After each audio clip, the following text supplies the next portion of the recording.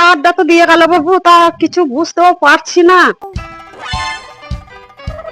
কি রে ঝুমা, তোর মাথায় হাত কেন? আর তোর হাতে ওটা কিসের কার্ড? আরে সেটাই তো বুঝতে পারছি না, দিয়েই চলে গেল। তুমি একটু পড়ে দেখো দেখিনি। ওই দে তাহলে দেখি কার্ডটা কিসের কার্ড। এই রে বাবা, এটা তো ইংলিশ লেখা, তাহলে আমি এটা কি করে পড়বো?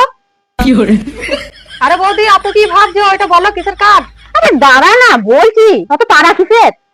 আর মরণ কিছুই তো বুঝতে পারছি না। এই জানিস তো, এই কার্ডটা না আমাদের জন্যই নয়। আর দেখ, এই কার্ডেতে যা নাম আছে না, এই নামে আমাদের পাড়াতে তো কেউ নেই। ভুল করে আমাদের বাড়িতে কার্ডটা দিয়ে চলে গেছে। ও আচ্ছা, এই ব্যাপার। তাই তো মাথা পেরিয়ে গেছে। ও ভাই, শুনো শুনো।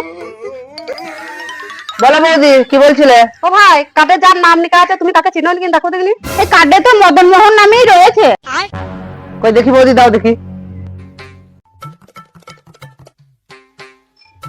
আরে বৌদি, এটাতে তো তোমার স্বামীর নামই রয়েছে, শ্রীযুক্ত মধুসূদন।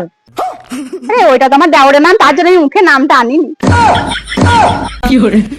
আরে বৌদি, এটা হচ্ছে বিয়ের কার্ড, তোমাদের সবাইকে নিমন্ত্রণ করেছে। আরে আমি তো জানি এটা বিয়ের কার্ড, আমাদের জন্যই পাঠিয়েছে, কিন্তু এরা না খুব মিথ্যা কথা বলে, তাই আমাকে বলতে হলো যে এটা অন্য লোকের কার্ড। আরে বৌদি, ওর আবার কি মিথ্যা কথা বললো গো? এই মা দেখ না, কার্ডেতেই লেখা আছে 20/8/2025 জন্ম, আর 5/9/2025 বিয়ে। তাহলে তুই বল এটা কি করে সম্ভব হয়? কিন্তু বৌদি, এখানে তো লেখা আছে 20/8/2025 আশীর্বাদ, 5/9/2025 বিয়ে। এদের যে আমি ঘরে ভাত বসিয়েছি, মনে সব পুরো ছাই হয়ে গেল।